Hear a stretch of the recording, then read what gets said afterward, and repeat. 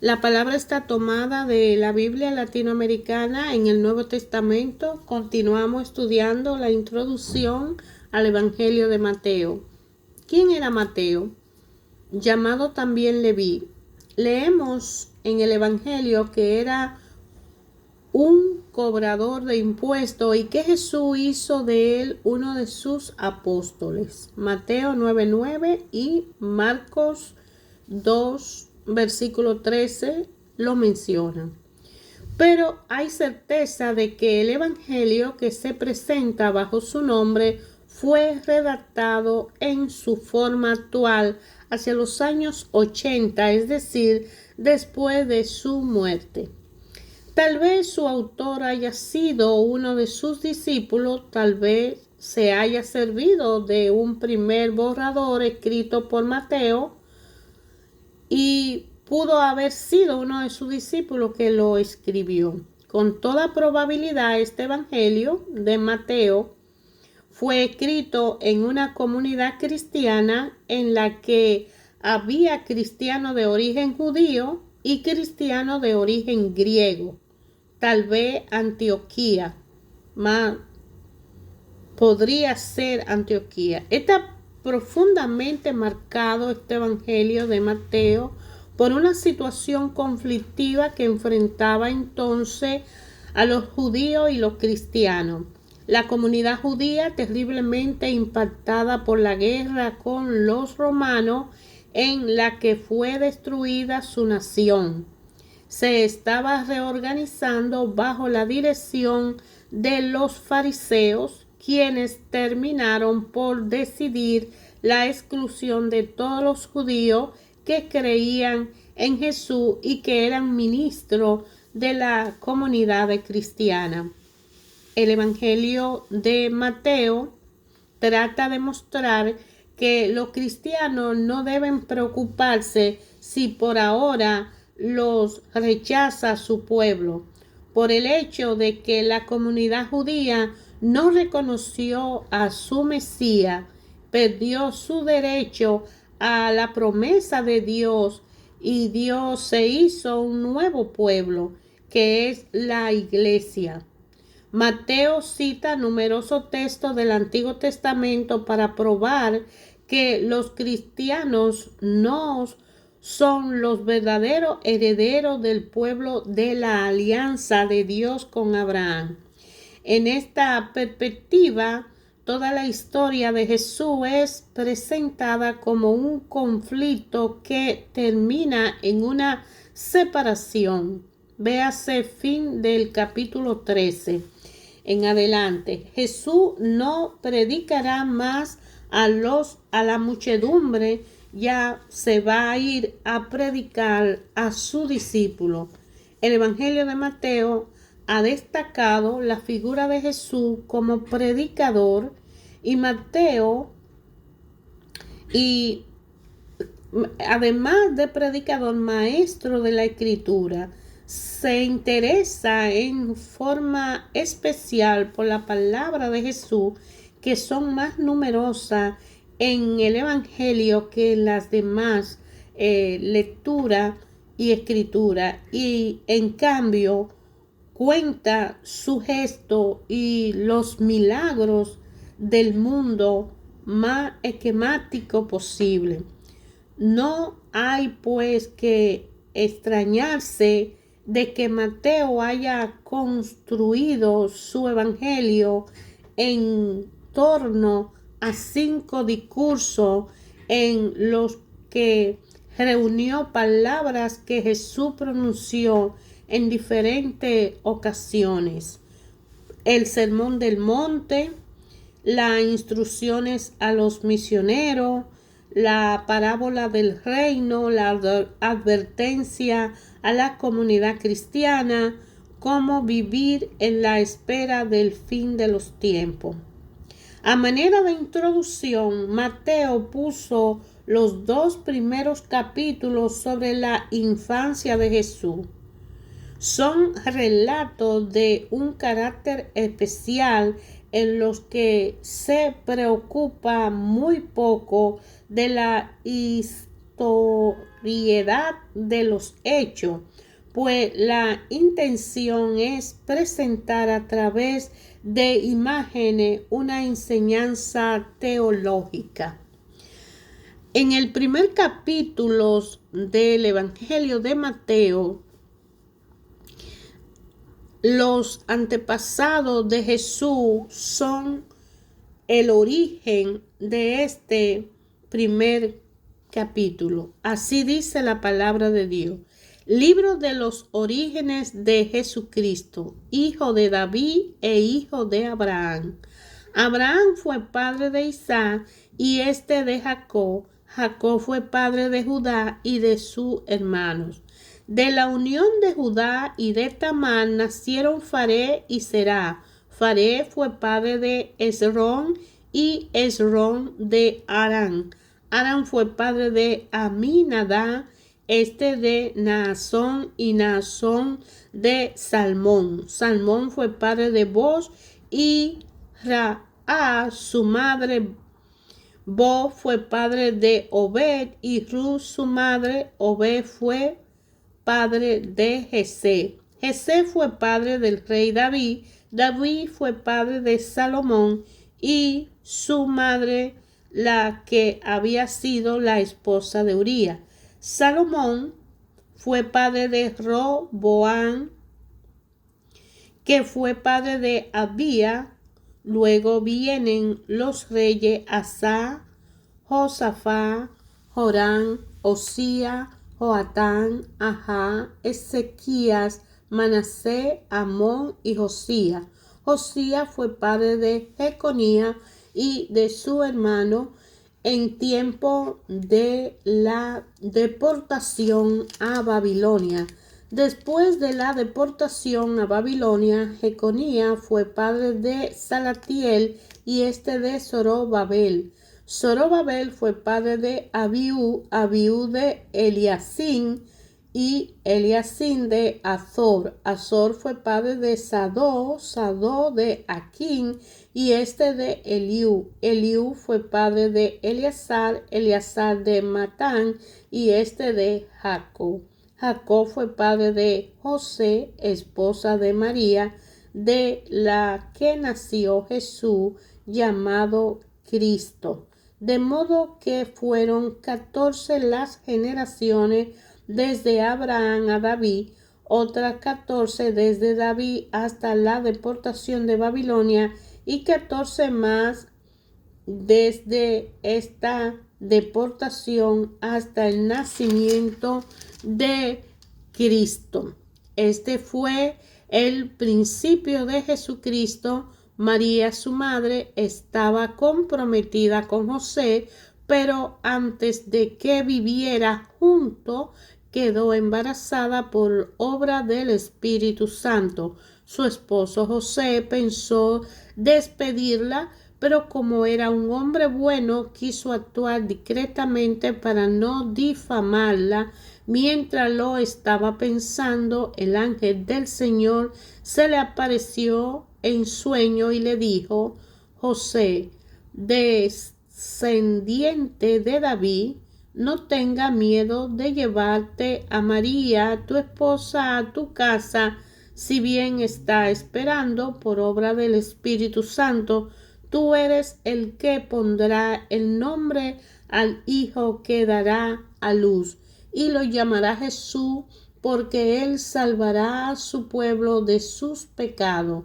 Todo esto sucedió para que se cumpliera lo que había dicho el Señor por boca del profeta: la Virgen concebirá y dará a luz a un hijo y le pondrá por nombre Emmanuel, que significa Dios con nosotros. Cuando José se despertó, hizo lo que el ángel del Señor le había ordenado y tomó consigo a su esposa, y sin que hubiera tenido relaciones, dio a luz un hijo al que puso por nombre Jesús.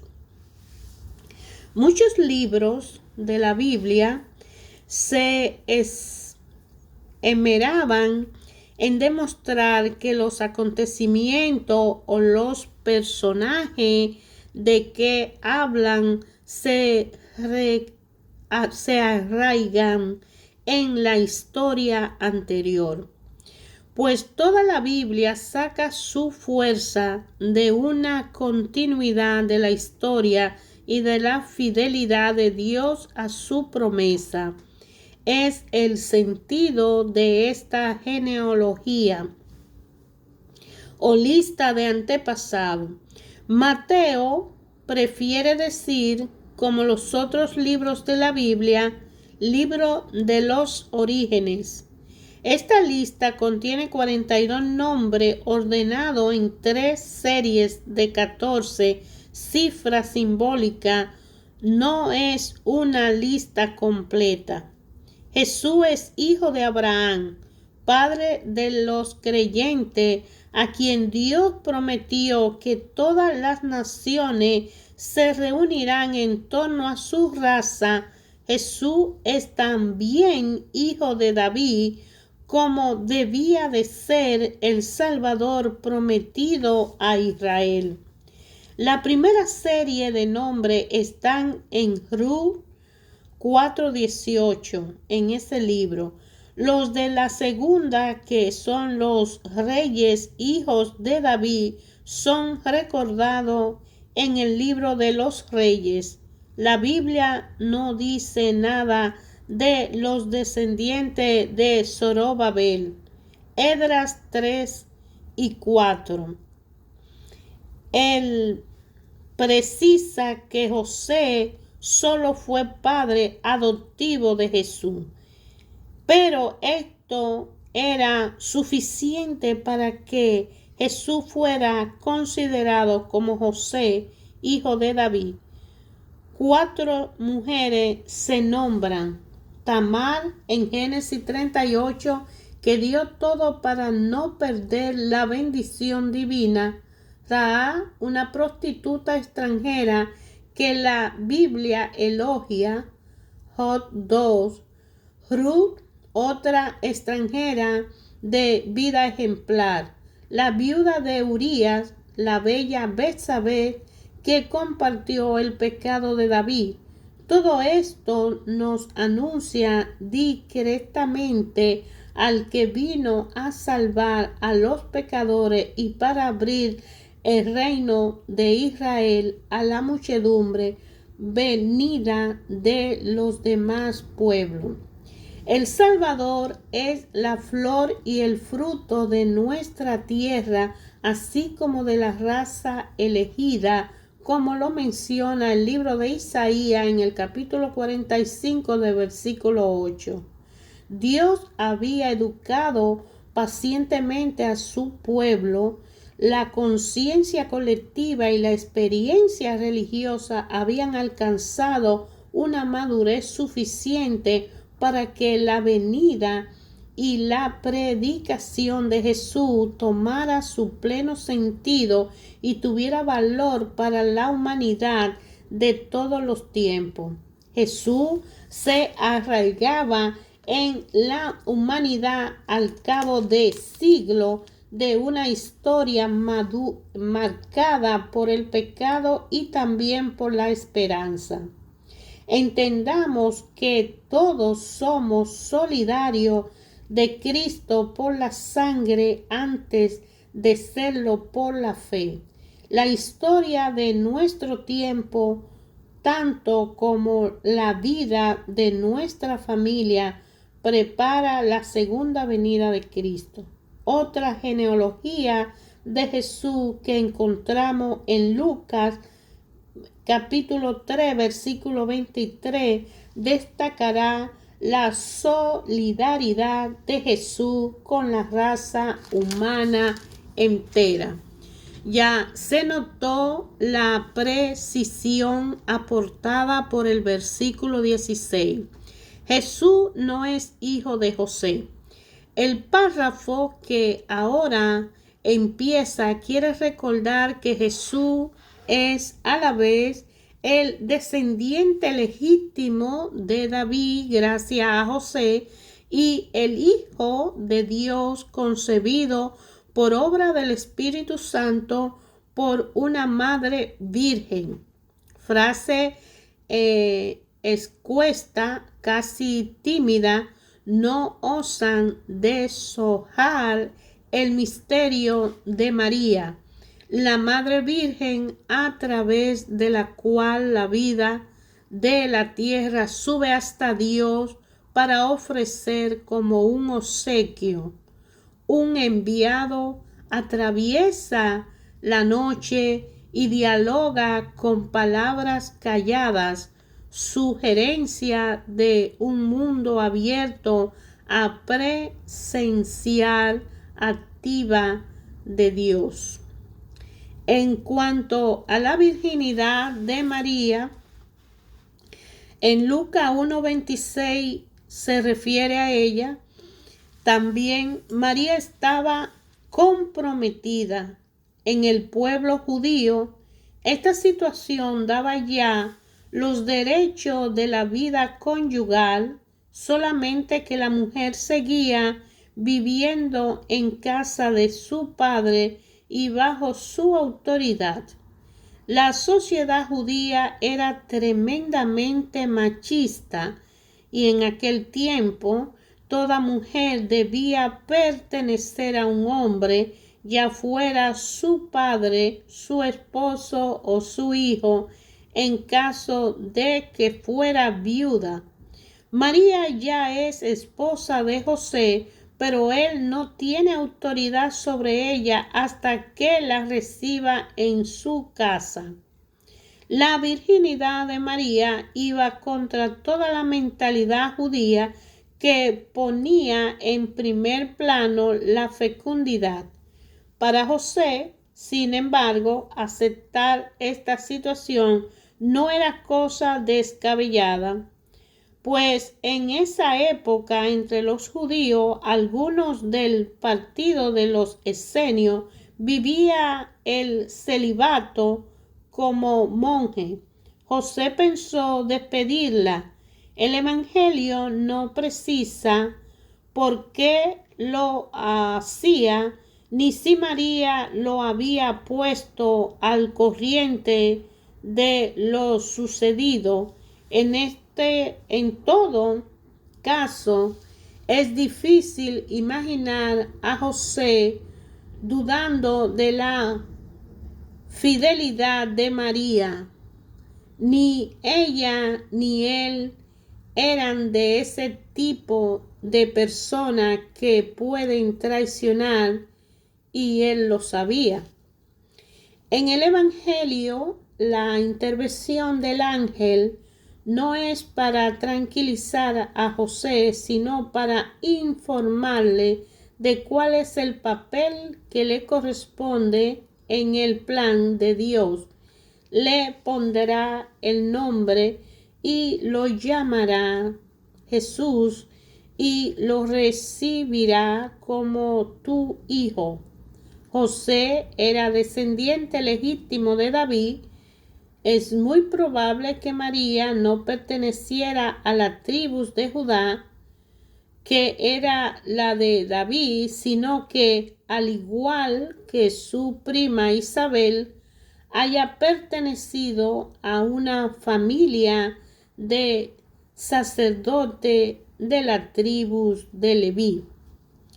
Lo llamará Jesús. Jesús es la forma castellana de Yeshua, nombre que significa Salvador. Este era un nombre bastante común entre los judíos y ya lo llevaba aquel al que nombrábamos Josué. Ese nombre anticipaba lo que sería el niño Salvador, o sea, Jesús, Yeshua. Mateo aquí menciona una profecía de Isaías, en Isaías capítulo 7, versículo 14, para confirmar que Jesús es a la vez descendiente de David y la presencia de Dios en la tierra Emmanuel, que es un nombre con el significado de Dios con nosotros. O sea, Dios en la tierra viene a salvarnos. Es una manera de recordar el misterio que entraña su persona. Jesús, que nace de María en el tiempo, es el propio Hijo único del Padre, nacido de Dios desde la eternidad. No hay lugar para dos padres. Es así como la paternidad adoptiva de José encubre y protege un misterio. Ayer, hoy, siempre, Dios Padre habla a través de su palabra. Cuando nosotros leemos, meditamos la palabra de Dios, adquirimos el conocimiento y la sabiduría necesaria para entender. Nosotros y cada uno, no importa los pecados que hayamos cometido, somos hijos muy amados por Dios Padre Creador. Y Jesús vino a salvarnos a cada uno sin importar quiénes éramos. Todo aquel que oiga la voz de Jesús, que toque a su puerta y le llame y le quiera abrir y lo deje entrar, él se sienta y cenan juntos y son una misma persona, porque aquel que se une a Jesús, lo recibe como su Señor y Salvador, Jesús lo atrae así y lo capacita para ser la persona que debe ser. Los antepasados de Jesús, que vienen desde David y se relaciona por David, que David viene de Abraham, y de Abraham vino Isaac y vino Jacob. Por ende, de Jacob y las 12 tribus, se anunció en el Antiguo Testamento, en el libro de Génesis, muchas veces, que iba a haber una salvación para todo aquello que pertenecieran a la alianza con Abraham. A pesar de todos los acontecimientos del Antiguo Testamento y haber sacado a ese pueblo de la esclavitud a través de los descendientes de Jacob, los evangelios vinieron a ser en hoy día las traducciones de aquellos historiadores que dejaron escrito de la situación que vivió el pueblo de Dios al atravesar el desierto para llegar a una tierra prometida que emana leche y miel, y que Dios había ofrecido a Abraham a través de una alianza perpetua, y Dios mantuvo su palabra y fidelidad aún a pesar de que los descendientes se portaron agresivamente rebeldes ante Dios y desobedecieron, muchos de ellos reyes, ciudadanos, y fueron castigados fuertemente. Pero a pesar de un pueblo rebelde, Dios mantiene su palabra, y a través de la historia se mantuvieron firmes muchos de ellos, y gracias a esa firmeza la historia hoy en día con los evangelios viene hecha desde esa antigüedad. Pues los evangelios en el Nuevo Testamento vienen a reafirmar el conocimiento del Antiguo Testamento en nosotros para una vida futura. Los evangelios nos dan la tradición de los apóstoles, del arameo de Jesús al griego del evangelio, porque entre los judíos y los griegos y los romanos que se mantienen en el Nuevo Testamento, los evangelistas y los 12 discípulos y toda la gente que estuvieron con Jesús tuvieron algo que escribir sobre él, Y al leer el Antiguo Testamento vemos que hay una relación similar.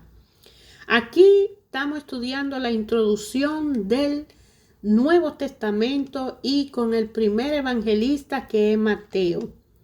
Los 4 evangelios, un hecho de importante y de primera, los 3 primeros evangelios de Mateo, de Marco y de Lucas se parecen en muchos pasajes y cuentan los mismos hechos, a menudo del mismo orden. Por eso que al ellos vivir ese tiempo con Jesús y al conocer la historia del antepasado, para nosotros conocer el por qué ellos redactaron de lo que vieron y vivieron con Jesús, y nosotros hoy podemos comparar y tener ese privilegio de comparar las escrituras del Antiguo Testamento con el Nuevo Testamento, para tener una certeza en nuestra fe de que Jesús es el Emmanuel, el Dios con nosotros, y que vino a salvarnos, que el amor de Dios Padre es eterno por siempre, y que todo en la Biblia es una universidad, una escuela para aprender paso a paso por qué el amor de Dios se derrama en bendiciones para toda su creación. Ayer, hoy, siempre, Dios Padre habla a través de su palabra a todo y cada uno de nosotros de la forma que Él decida comunicarse por signo, milagro, prodigio. Pero si nos detenemos a leer la palabra de Dios, a estudiar las escrituras, desde el Nuevo Testamento al Antiguo Testamento, vemos una conexión, una similitud y un amor eterno y por siempre del Padre hacia nosotros. Los evangelios, uno más que otros, se valieron y se escribieron porque vivieron con Jesús, y Jesús fue el Antiguo Testamento predicado por todas. En esos 3 años él se conocía la palabra de Dios, él ya la sabía y él la predijo y mencionó a los anteriores que él, como mencionaba a cada pasaje de la Biblia, cuando hablaba de Isaías, cuando hablaba de todo lo anterior. El testimonio de los antiguos autores cristianos ayudó mucho en la redacción de la evangelización que hoy nosotros estamos aprendiendo.